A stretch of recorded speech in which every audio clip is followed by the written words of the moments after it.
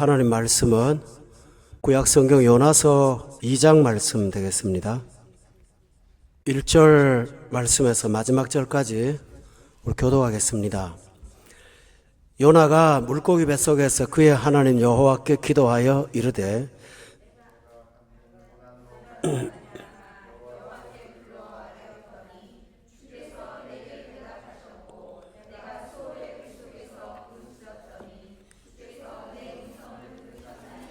주께서 나를 깊음 속 바다 가운데에 던지셨으므로 큰 물이 나를 둘렀고 주의 파도와 큰 물결이 다 내 위에 넘쳤나이다.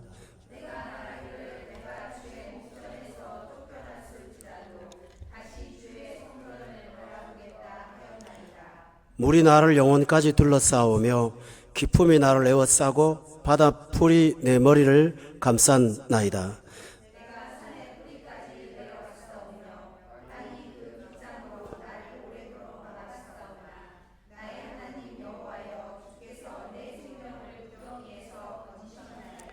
내 영혼이 내 속에서 피곤할 때에 내가 여호와를 생각하였더니 내 기도가 주께 이르러 싸우며 주의 성전에 미쳤나이다.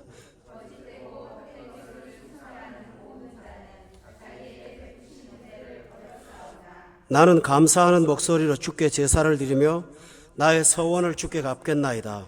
구원은 여호와께 속한나이다 하니라.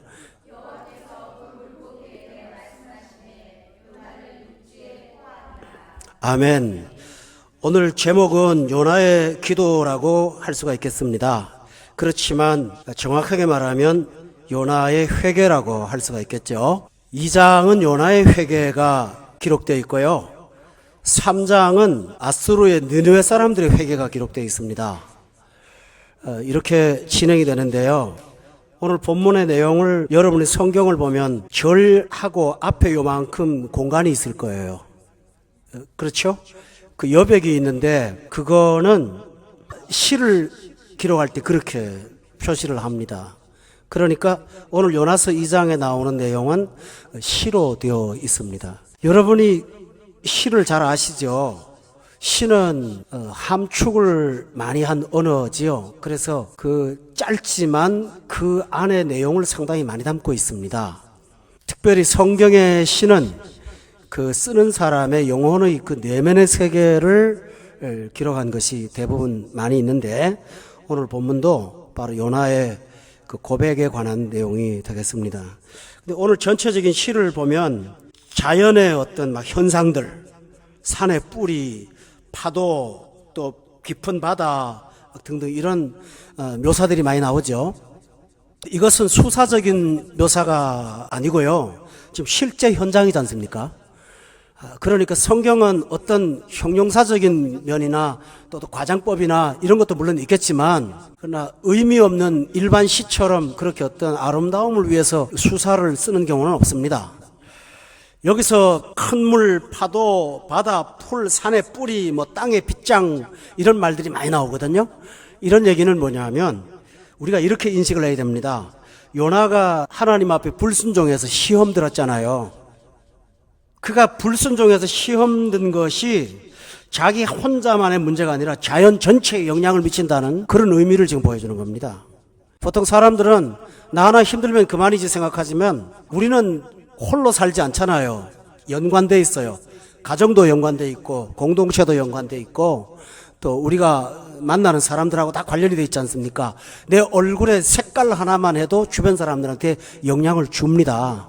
그렇기 때문에 오늘 요나의 기도 2장은 큰 물, 큰 파도, 산의 뿌리 이런 것들을 여러분이 하나의 그 좋은 시의 형용사기적인 언어 형식으로 받아들이면 안 됩니다. 이만큼 문제가 있구나. 근데 우리가 가끔 영적으로 침체해도 이만한 심각성을 느끼지 못하는 까닭은 영이 그만큼 어두워졌기 때문에 우리 그걸 잘 모르는 거예요. 그래서 오늘 본문을 통해서 요나가 불순종했을 때 얼마나 큰 문제가 파생됐는가 하는 것을 여러분이 기억하신다면 할 수 있다면 넘어지지 않도록 날마다 깨어서 근신하는데 노력하셔야 됩니다. 오늘 요나의 그 고백은 기도로 되어 있습니다. 그런데 이 기도가 특이한 몇 가지 형상이 있습니다. 첫째로는 장소입니다. 2장 1절에 보니까 요나가 물고기 뱃속에서 기도했다고 했습니다. 그런데 그는 이 물고기 뱃속을 2장 2절에 보면 또 똑같은 다른 말로 스올의 뱃속이라고 그렇게 말을 했습니다. 이 스올이라는 말은 지옥이라는 말을 뜻을 갖고 있습니다. 그러니까 지금 요나가 물고기 뱃속에서 기도하는데 자기 입장에서 볼 때는 거기가 지옥이나 똑같은 거예요. 그런데 하나님 앞에서 그는 거기서 기도했습니다. 그런데 여기서 여러분이 한 가지 우리가 느낄 사실이 있습니다. 기도하는 거는 할 수 있습니다. 그러나 지금 기도가 안 되는 장소에서 기도를 한다는 사실을 여러분이 기억해야 됩니다. 이거 기적입니다. 물고기 뱃속에서 어떻게 기도합니까? 살아있다는 것도 귀한 거고요. 거기서 기도한다는 건 더더욱 이해할 수 없는 것입니다. 여기서 우리는 한 가지 알아야 될 것은 기도도 하나님의 은혜로 하는 것이지 내 힘으로 하는 게 아니라는 사실입니다. 여러분이 가끔 기도하고 싶을 때가 있을 거예요. 그럴 때는 성령께서 기도하게 하시는 것이니까 그 마음의 부담이나 그 마음의 어떤 감동에 여러분이 순응하시기를 바랍니다. 그때 하나님이 기도하면 우리가 기도할 때마다 그 기도가 필요한 이유를 보여주시게 될 것입니다. 두 번째로 이 기도는 본문 2절에 보니까 내가 받는 고난 때문에 기도했다고 했습니다. 고난을 받았는데 그게 기도로 연결됐어요. 그런데 여기서 사람이 차이가 납니다. 신자가. 어떤 차이가 나냐면 고난을 당하게 되면 어떤 사람은 원망하고 시험 들고 또 문제를 자꾸 만들어내고 그런 사람이 있는가 하면 고난이 왔을 때 그것 때문에 기도가 더 뜨거워지는 사람도 있습니다. 오늘 요나의 경우에는 후자에 속합니다. 그는 고난 때문에 하나님 앞에 나아갈 수가 있었습니다. 여러분이 구약성경 사무엘상 앞에 보면 그 한 사람이 부인을 둘 갖고 있었는데 하나는 이름이 한나고 하나는 분인나입니다. 한나는 자식을 못 낳는 고난 때문에 힘들어했습니다. 그런데 분인나는 자식은 낳았지만 남편이 한나만큼 사랑해주지 않은 불만감이 쌓여 있었습니다. 그런데 한나는 자기가 당한 어려움을 기도로 풀었고 분인나는 한나를 괴롭힘으로 풀었습니다. 똑같은 문제를 앞에 놓고 어떤 사람은 기도로 하나님 앞에 나아가고 어떤 사람은 사람을 힘들게 하면서 고난을 지나가고 있습니다. 여러분, 우리가 하나님의 자녀라면 고난 때에 해야 될 일이 뭘까요? 고난을 원망으로 대응하지 않길 바랍니다. 고난 앞에는 하나님도 계시고 사탄도 있습니다. 그때 여러분이 할 일은 고난을 기도의 제목으로 바꾸시기를 바랍니다. 그러면 고난을 통해서 더 큰 걸 얻을 수가 있는데요. 거꾸로 만약에 고난을 원망으로 대응한다면 고난을 통해서 더 침체에 더 빠지게 됩니다. 그래서 요나가 내가 받는 고난 때문에 기도한다 라고 하는 것을 기억하시기 바랍니다. 또 여기서 세 번째로 중요한 사실은 지금 어려움을 당하는 것을 내가 당한 고난이라고 하지 않아요. 내가 받는 고난이라 그래요. 여러분 여기 중요한 게 있어요. 당했다라고 하면은 살다가 참 억울하게 됐다 이런 표현이죠. 그런데 요나는 지금 2장 2절에서 내가 받고 있습니다 그랬어요. 누가 주고 누가 받습니까? 요나는 사람이 주는 거라고 생각하지 않았어요. 하나님이 준다고 그랬어요. 고난은 하나님이 준 거야. 그렇게 받아들였어요. 여기 본문에 보세요. 여기 3절에 보면 파도가 나오는데 이 파도가 그냥 파도가 아니고 뭡니까? 주님의 파도라고 그랬어요. 주님의 파도. 주님이 주신 파도다 그랬어요. 영적으로 무딘 사람들은 고난을 당하면 자꾸 누구 핑계를 대고 탓을 내요. 저 사람 때문에 그렇고 이것 때문에 그렇고 자꾸 문제를 일으켜서 가만히 있는 사람까지 힘들게 만들어요. 그러나 요나는 고난을 당하면서 기도하면서 고난은 이거 내 문제로 당하는 거다. 그래 인정했어요. 이게 참 귀한 거예요. 우리 한번 따라 합시다. 내가 받는 고난. 여러분이 일장에 기억하시죠? 이 풍랑을 만나는 것은 나 때문이라고. 그건 고백했잖아요. 그러니까 이 고난도 내가 만든 거야. 하나님이 나한테 주신 거야. 이 파도 경제적인 문제가 아니야. 회사 문제가 아니야. 이건 하나님이 주는 주의 파도야. 이렇게 생각을 한 것입니다. 오늘 이 말씀을 여러분이 위기 때 꼭 기억하시기를 저는 주의 이름으로 축원합니다. 왠지 압니까? 이 문제를 헤쳐나가지 못하면 성도들이요 여기서 영원히 나락에 떨어지는 사람이 너무나 많아요. 요렇게만 봐도 되는데, 그러니 오늘 여러분이 예방적인 차원에서 미리 말씀을 듣고 위기를 만날 때마다 요나서 2장을 꺼내놓고 여기다 적응하시면서 한 단계 거쳐나가면 반드시 여러분은 고난을 오히려 유익으로 만들게 될 줄로 저는 믿어요. 또 하나, 네 번째로, 그는 고난 가운데 기도하면서 답답하지 않았어요. 본문 2절에 보세요. 본문 2절에 보면 내가 여호와께 불러 아뢰었더니 주께서 내게 대답하셨고 내가 수호의 뱃속에서 부르짖었더니 주께서 내 음성 들었습니다. 요나는 답답하여 암흑 속에서 어떤 불확실한 개연성을 가지고 하나님 앞에 기도한 게 아니고 그 물고기 뱃속에서 그는 기도를 하나님 받으셨다, 응답을 확신했습니다. 이게 굉장히 중요합니다. 본문 7절에 보면 아주 중요한 얘기를 합니다. 내 기도가 주께 이르러 싸우며 주의 성전에 미쳤나이다. 이해하시죠? 내 기도가 하나님의 보좌에 올라갔습니다. 그는 그렇게 자신만만하게 말했습니다. 여러분, 이 시간 조금 생각해 볼 필요가 있습니다. 요나가 지금 응답받은 게 환경에서 있습니까? 물고기 뱃속에 그냥 들어앉아 있어요. 물고기 위 산이 지금 덮여가지고 온통 시커멓게 아니 막 암흑천지겠죠. 빠져나오지 못했어요. 햇빛도 없어요. 숨도 제대로 못 쉬어요. 그런데 그는 그 어려운 환경에 불안해하지 않고 하나님이 이미 응답하셨고 내 기도는 하나님의 성전에까지 가버렸다고 그는 확신하고 있습니다. 왜 그럴까요? 믿음 때문입니다. 근데 중요한 사실이 있습니다. 그러면 믿음, 그러면 여러분이 생각할 때 무조건 믿는 거구나. 아닙니다. 요나의 믿음이 생길 만한 이유가 있습니다. 여러분, 자기가 스스로 죽겠다고 던져진 사람 아닙니까? 날 던지라고 하지 않았어요? 자기가 던지면 밑에 물고기 있다고 상상이나 했습니까? 자기는 죽었다고 생각했잖아요. 이미 죽은 거예요. 근데 지금 살아있어요. 그러니 믿음이 생기지요. 하나님은 바다 밑에도 구원을 주셨구나. 믿습니까? 그럼 물고기 뱃속은 구원이 없을까? 그럼 믿는 거예요. 여러분, 믿음이 맹목적인 게 아닙니다. 우리가 찬찬히 돌아보면, 우리 지난 세월들 돌아보고 현실을 보면요, 어려움 속에서 하나님이 주신 구원이 더 많아요. 믿으세요? 훨씬 더 많아요. 항상 그러니까 어려운 것만 보지 마세요. 지금 여기 물고기 뱃속에서 내가 살아있다는 게 기적 아닙니까? 이거 보통 기적 아니거든요. 그거를 쳐다보니까 믿음이 자꾸 생기는 거예요.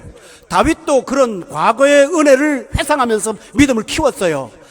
여러분, 골리앗이 앞에 있을 때 다윗이 돌멩이 하나 5개 들고 앞에 가면서 내가 옛날에 하나님의 도우심으로 사자를 찢어 이기고 곰의 발톱에서 양도 꺼냈던 과거가 있다. 하나님이 옛날에도 그렇게 도우신 하나님이 너 같은 걸 안 도와주겠냐.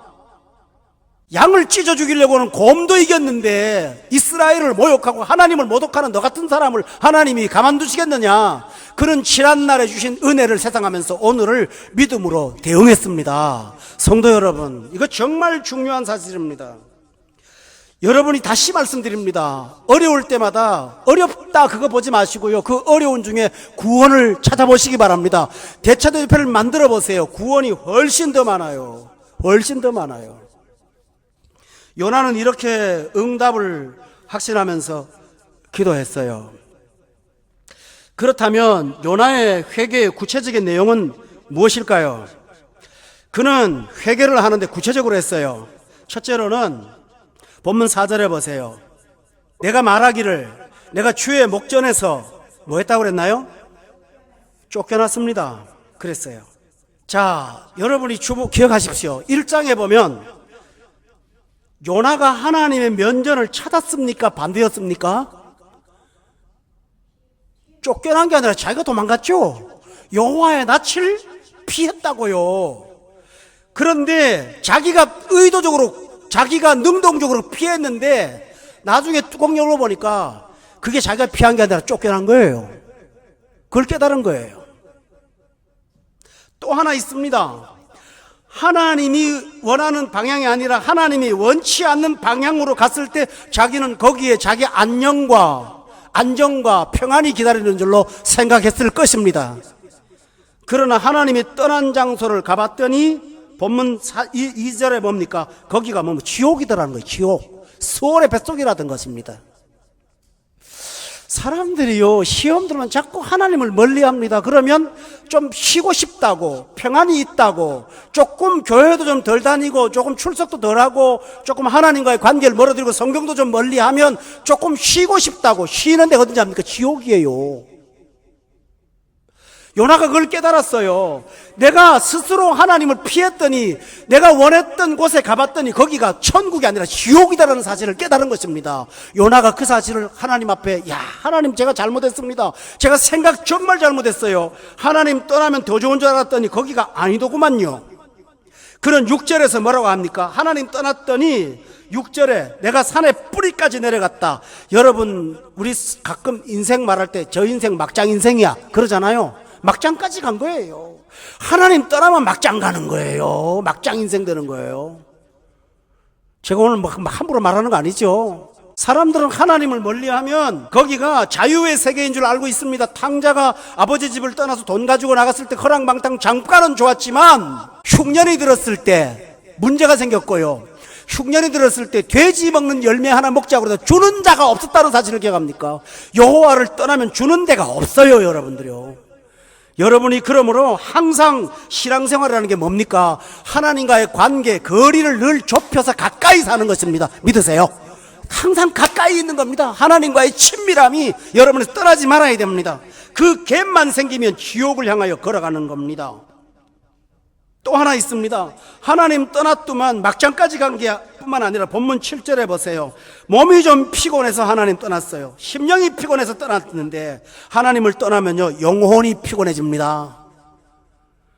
육체가 피곤하면 하룻밤 자면 조금 풀 수가 있고, 정신이 피곤하면, 여러분 정신 노동하시는 분들은 밖에 나가서 좀 운동 좀 하잖아요. 그러면 좀 풀어져요. 거꾸로요, 노동하는 사람은 집에서 자야 풀어져요. 노동 열심히 한 사람한테 테니스 한 게임 하자고 죽이는 거예요. 그 사람은 집에 가서 쉬어야 되고요. 책상에 앉아서 컴퓨터 그 모니터를 쳐다보는 거 일주일 내내 눈이 빠지게 쳐다본 분은 좀 밖에 나가서 조금 움직이기도 하고, 그게 좀 풀어지는 겁니다. 그거 하라 제가 그런 말 아니에요. 하지 마요. 그거 별것도 아니에요. 그런데요, 제가 드리고 싶은 말은 그겁니다. 영혼이 피곤한 건 어디 가서 풉니까? 이 세상에 피로회복제가 없어요. 영혼의 피로회복제는 없다고요. 근데 지옥 가니까 영혼이 피곤하다는 걸 깨달은 거예요. 영혼이 피곤한 걸 어떻게 해결합니까? 그거는 성령이 주시는 기름 부음밖에는 해답제가 없어요. 하나님이 은혜를 주셔야 돼요. 할렐루야. 이게 영혼이 피곤한 걸 풀 수 있는 건데, 요나가 하나님 떠났더니 몸이 피곤한 게 아니라 영혼이 피곤했습니다. 여러분 기억합니까? 요나가 제일 먼저 하나님 떠났을 때는 잠이 자꾸 왔어요.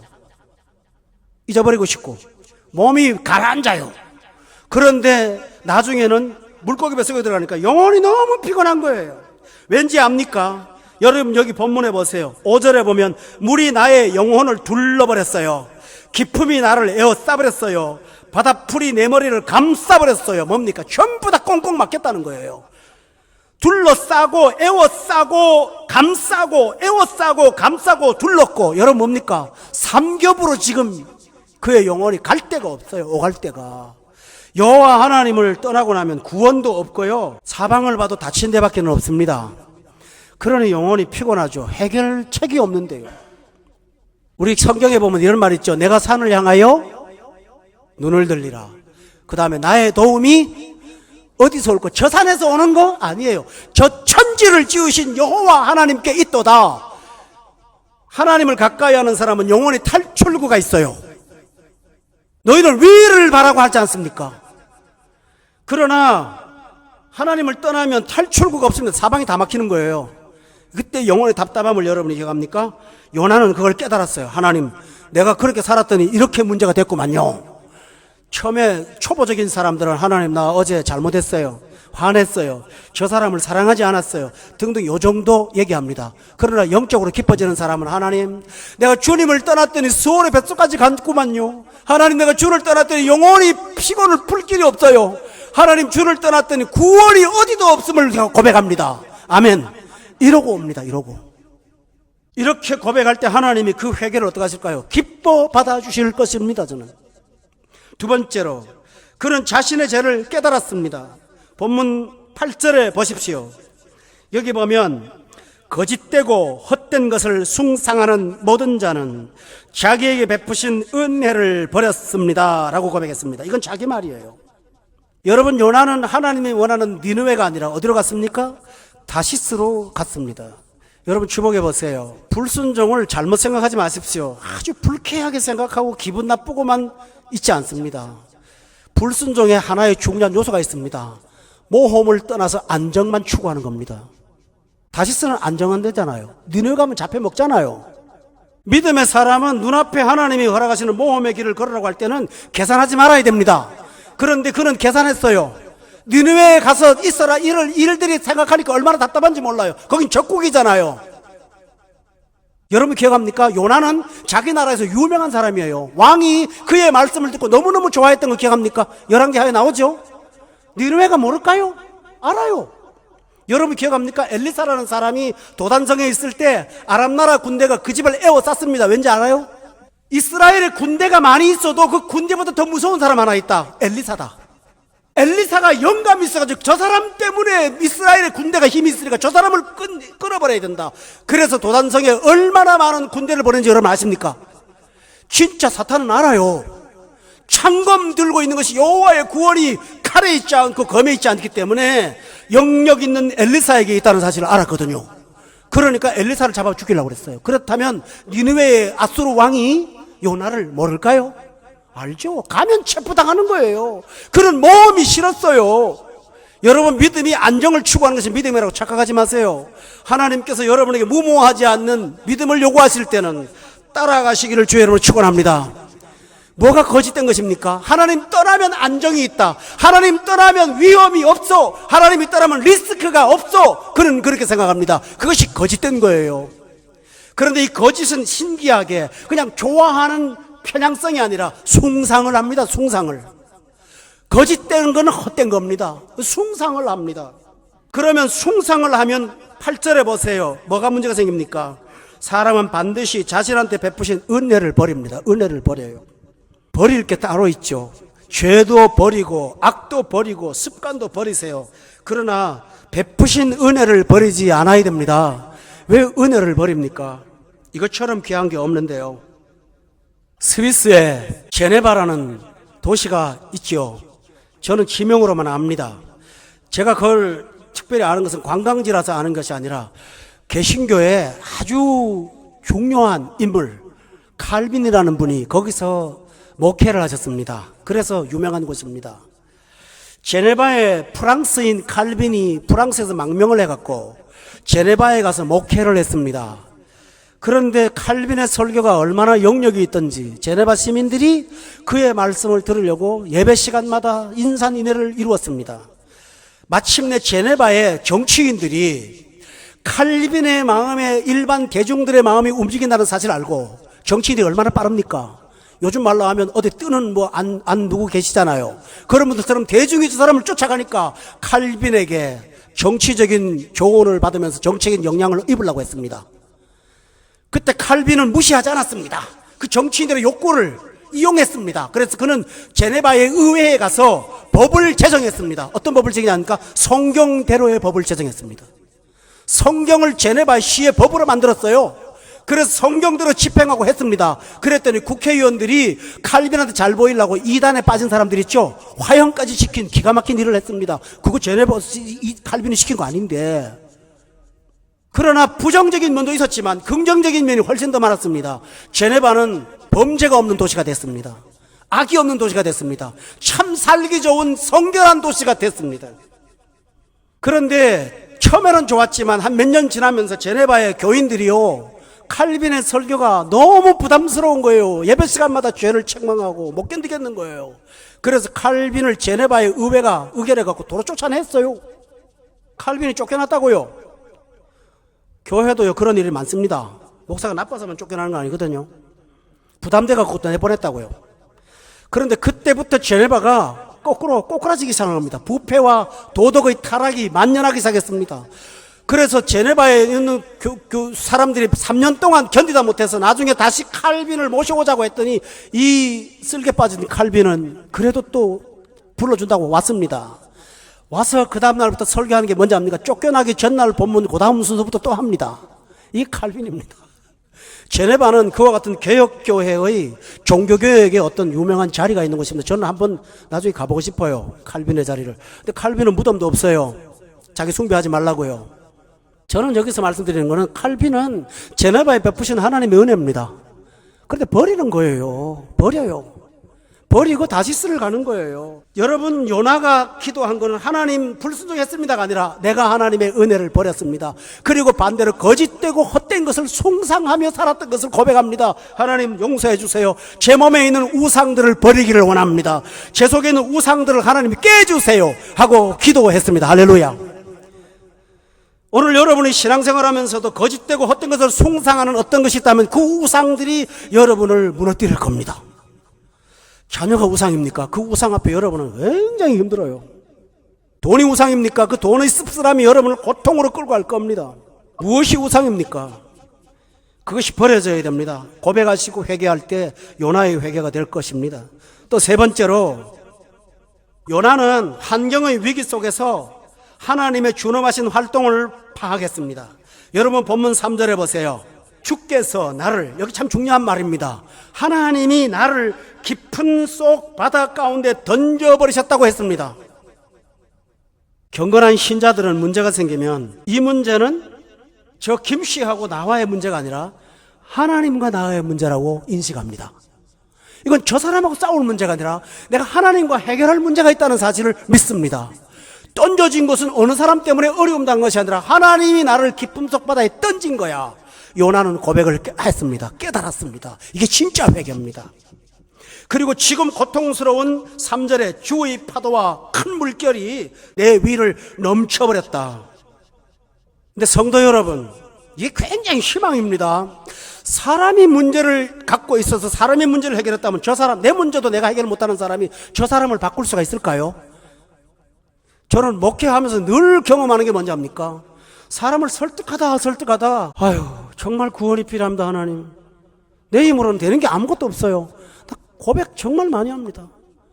뭐 울고불고 별거 다 해보고 하여튼 뭐 있는 것 최선을 다해도 안 되는 거 안 되더라고요. 그때 제가 느끼는 건 뭐냐면 하나님 해주세요. 하나님밖에 할 수가 없어요. 아멘? 하나님밖에 못해요. 나는 그렇게 고백합니다.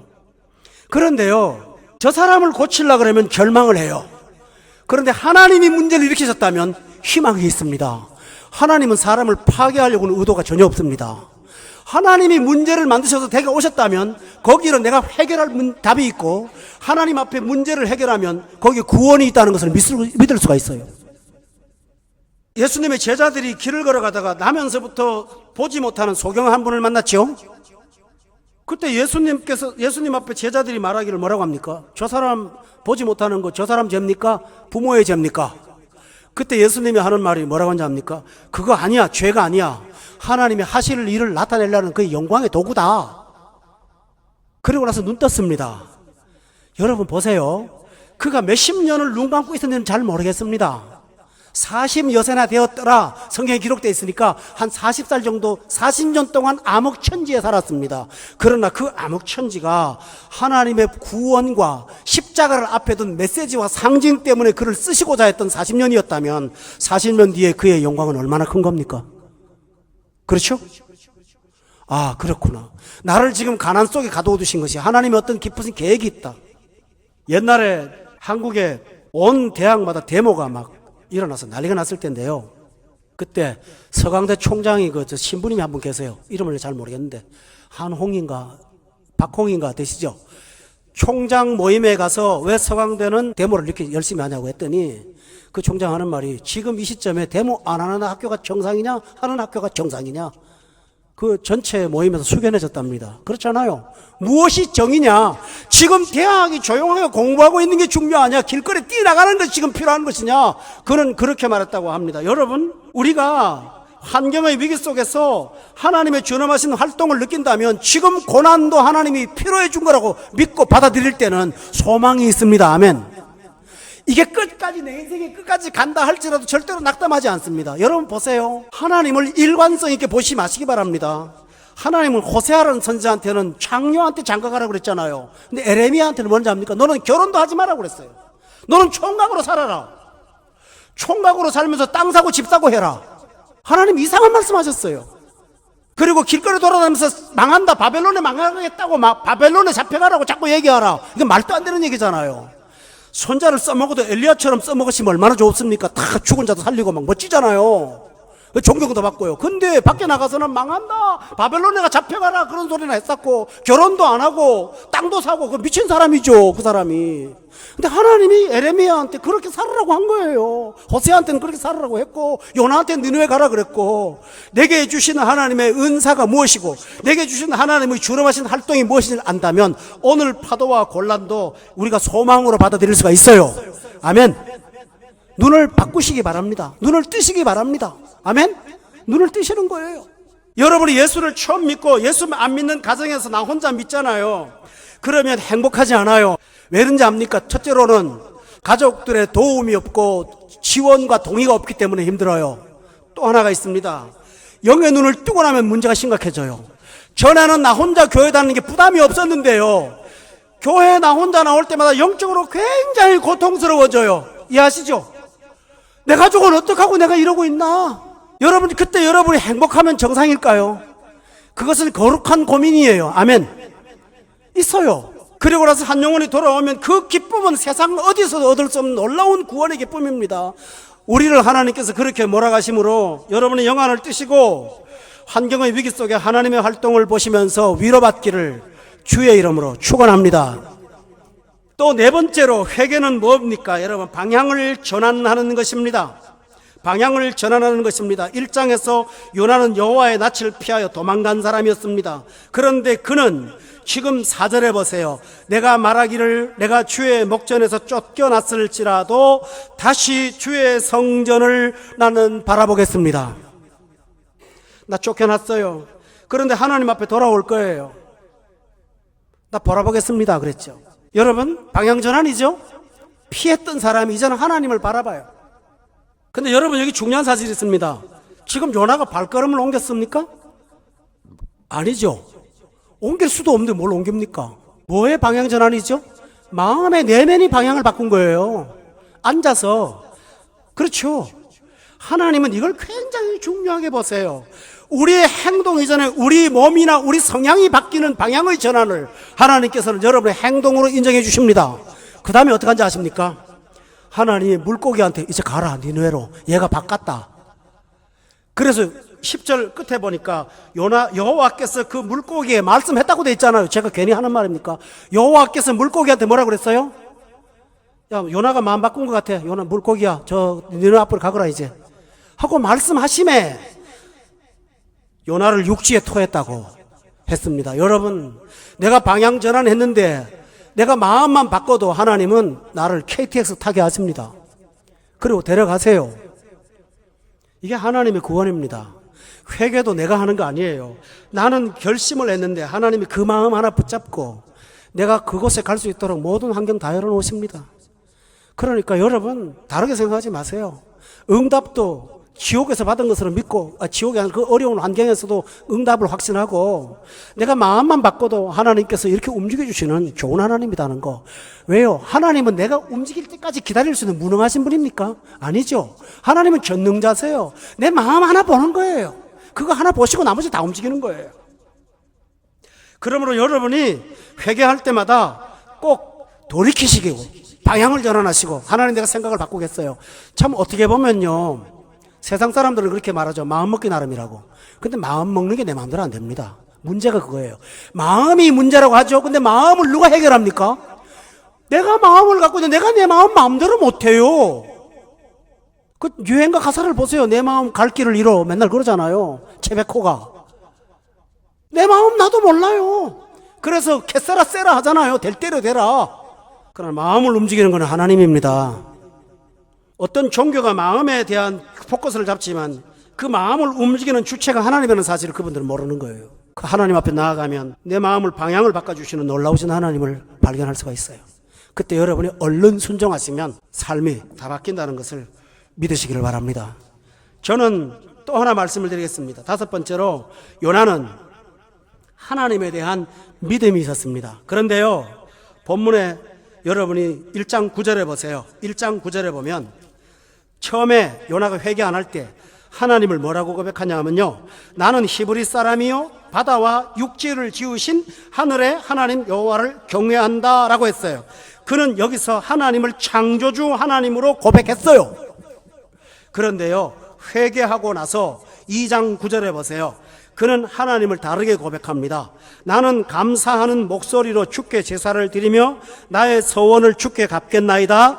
구원은 여호와께 속하였나이다.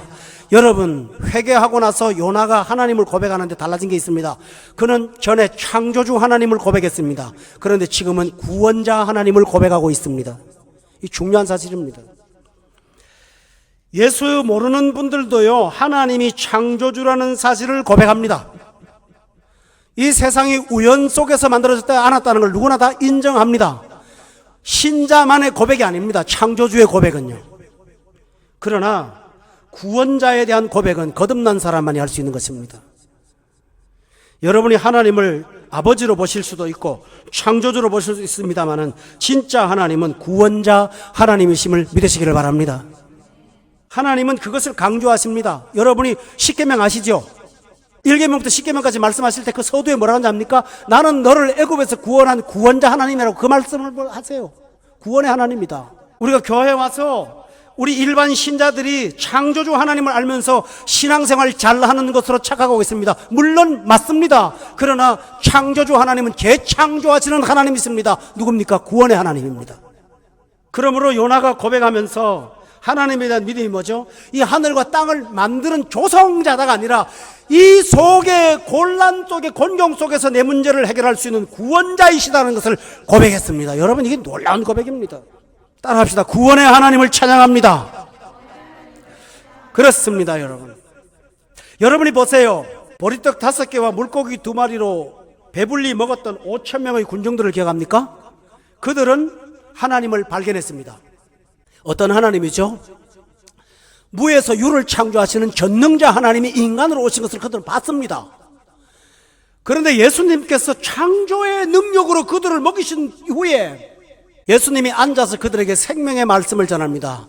나를 먹고 마셔야 목마르지 않고, 나를 먹고 마셔야 영생 얻는 것이고 심판에 이르지 않고 구원에 이른다. 당신을 창조주 하나님이 아니라 구원의 하나님으로 소개했습니다. 기억나죠? 근데요, 창조주 하나님을 만났던 그 사람들은 왕으로 삼자고 쫓아다녔던 거 기억합니까? 배 타고 다니면서. 그랬던 사람이 구원의 하나님을 소개하니까 아이고 말이 어려워 다 가버렸어요. 그러고 나니까 제자들이, 예수님이 답답하니까 제자들한테 너희들도 갈래? 그때 베드로의 고백이 있습니다. 영생의 말씀이 계심에 우리가 어디로 갑니까? 여러분, 창조주 하나님 맞습니다. 그러나 하나님은 여러분에게 당신을 구원의 하나님으로 알기 원하십니다. 그래야 진짜 믿음이 생깁니다. 한번 단순으로 생각해 볼까요? 창조주 하나님은 전능자이십니다. 그런데 그 앞에서 콧물 흘리면서 막 울컥하고 눈물 나던가요? 깨지던가요? 이상하게 인간은 타락한 이후에 창조주 하나님에 대한 감격이 상실됐어요. 분명히 창조주 하나님을 보고도 감격하고 울어야 돼요. 그런데 우리는 그게 안 돼요. 왠지 압니까? 아담 이후로 부패했기 때문에. 그래서 천국에 올라가면 회복될 겁니다. 창조주 하나님 보고 감격할 거예요. 그런데요, 우리의 눈물을 자아내고 우리를 깨트리고 우리를 솎아내고 우리를 뜨겁게 하는 것은요, 십자가에 달리신 구원의 하나님이에요. 그 앞에 가면 사람이 울먹거려요. 불신자도 뭔지를 잘 몰라요. 어떤 분이 저희 집에 와서 그래요. 저게 종교적인 메시지가 있긴 한데 잘 모르겠지만 눈물 난다고요.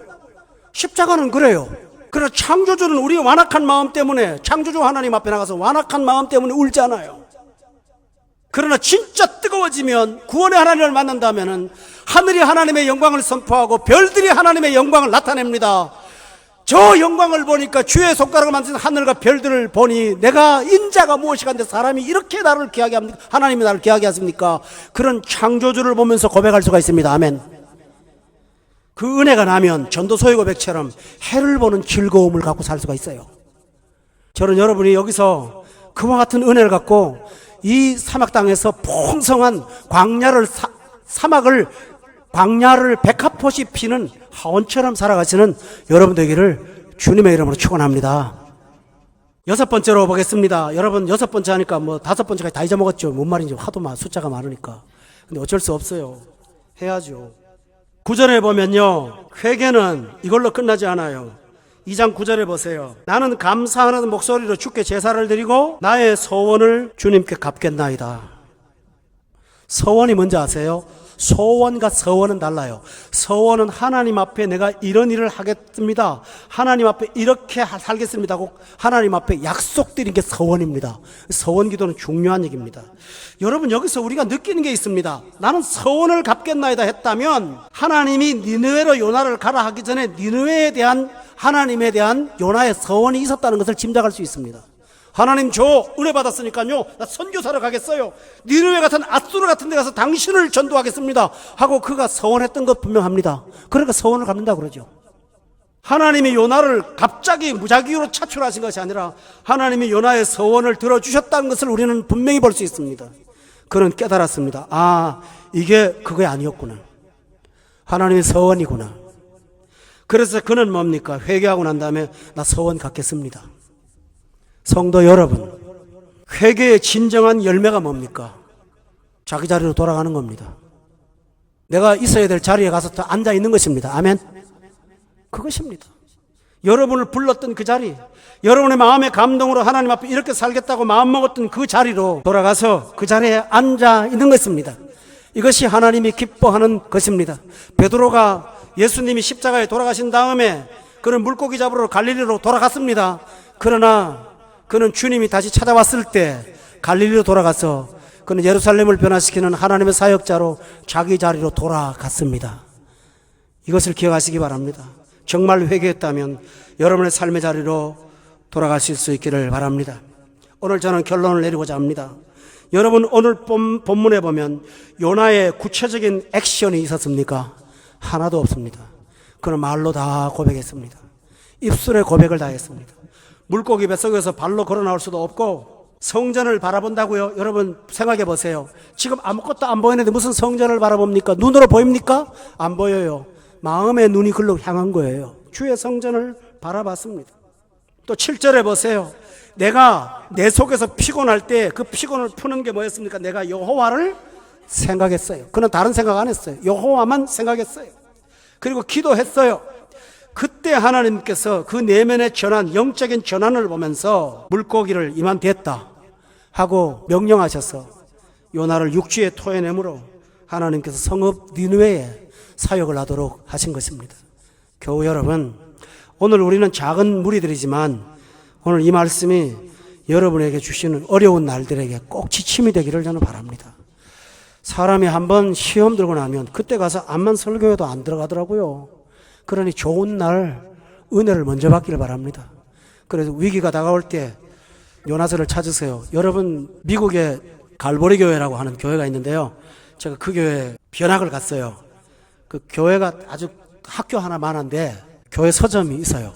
그 서점에 뭐가 파나 했더니 파는 거 별로 없고 그 목사님이 그 교회 부임하신 이래로 나온 설교 탭이 쫙 있더라고요. 그 목사님은 철저하게 저처럼 강해 설교를 하세요. 저처럼이 아니라 내가 따라간 거죠. 그분이 먼저 한 거예요. 나 같은 사람이 감히 거장인데요. 근데 그 목사님은 그런데요, 성도들이 와서 시험 들어가지고 전화와가지고 뭐라고 말을 하면요, 아, 서점에 가서 예배소 4장 1절부터 3절 테이프 사갖고 들어. 그런데요. 맞잖아요. 뭘 할 말이 있어요. 가정 얘기하면 창세기 2장 그거 틀어봐. 그때 그 한 본문에 있어. 맞습니다. 정말 하나님이 주시는 음성이 있습니다. 근데 좋은 것은 그게 왜 좋은지 압니까? 시험이 들어서 상담을 하면 벌써 선입관이 생겨갖고 안 돼요. 그런데요, 10년 전에 테이프 들으라는데 그때 뭐 나하고 억하 감정 생겼어? 그렇잖아요. 나하고 무슨 억감정 생긴 거 있어? 그때는 하하 웃으면서 들었던 설교 아닙니까? 심각한 그날 그거 들어보라고요. 저도 그 제도를 도입하기를 원합니다. 여러분 힘들 때마다 몇 장 몇 장을 읽어보라고 제가 하겠습니다. 그렇게 함으로 여러분이 회복할 수가 있습니다. 성도 여러분, 말씀을 한마디로 맡겠습니다. 어렵습니까? 요나의 자리에 돌아가십시오. 그리고 요나의 고백을 여러분의 고백으로 만드십시오. 기도하겠습니다. 하나님 아버지, 시험 든 자 해결하는 방법을 가르쳐 주셔서 감사합니다. 우리 스스로는 방법도 못 찾고 길도 못 찾는데요, 하나님은 망가지고 하나님을 싫어하고 떠나고 원망하고 하나님의 마음을 아프게 한 사람이 어떻게 하면 회복할 수 있는가, 그 길을 보여주신 것을 너무 감사합니다. 보여주신 길도 보지 않는 자가 되지 않게 하시고, 보여주시는 길도 보면서 하나님 앞에 은혜 받을 수 있도록 성령님 조명해 주시기를 원합니다. 그래서 위기 때마다 이 말씀으로 우리를 회복하고 하나님이 기뻐하는 자기 자리로 돌아가서 서원을 갚는 우리 모두가 되게 하여 주옵소서. 예수님의 이름으로 기도드려 싸움나이다. 아멘.